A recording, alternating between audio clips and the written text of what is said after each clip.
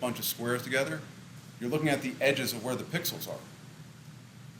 When those things begin to get smoothed out, a lot of times what that is, and the software does amazing stuff, is that software smoothing it out, or what's called interpolating it, enhancing it, clarifying it. There's other verbs given to it. But so resolution is actually very critical. Now, when one tries to look at different videos, but syncing them up, what role does sound play? Yeah, so one of the things that's kind of unique with when you have it like an MP4 file, a very common type of file, in a video format, there's a soundtrack to it. Well, when I try to store video, most people, most programs, we want to sort of compress it up because it takes a lot of space. So what a lot of programs do is they'll take a look at it and say, hey, you know what, those 30 frames per second, 3 or 4 of them are just really exactly the same.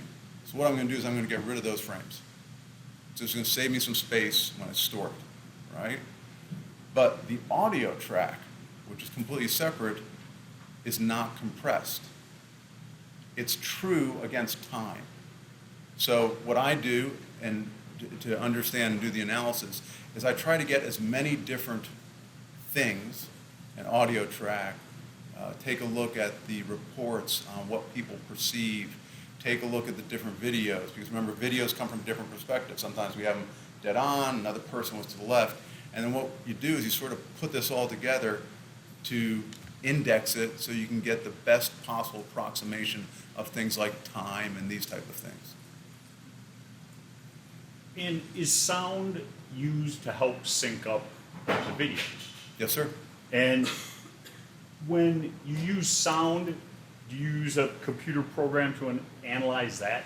I do. What is that? It's actually Wavemaster Pro by NCH. Okay. And when sound is analyzed, it puts together what would commonly be like a picture graph that's, excuse me, referred to as a waveform. Yes. And a waveform then allows you to see where the sound is for an event that's in the video, correct? Well, it allows me to, so a waveform, if you've ever seen them, is those things that sort of have the big spikes in them and this type of stuff. A gunshot, for example. A gunshot has a loud percussive noise.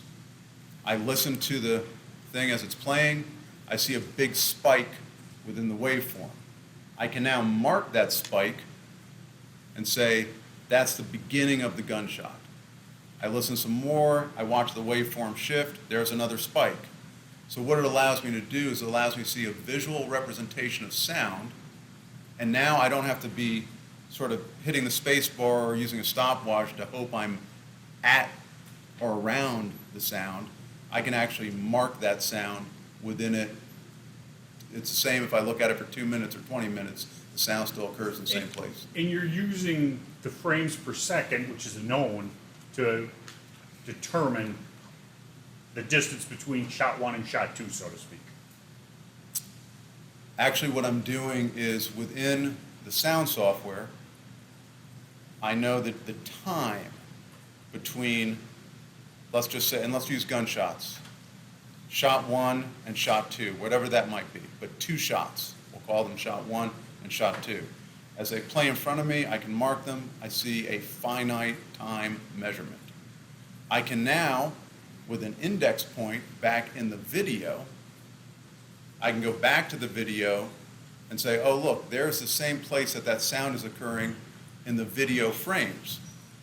Well, now since I have a known time from the sound, I can then begin to take that known time and back it up to the other shot. Now, a quick point of clarification. Sound does not travel absolutely perfect.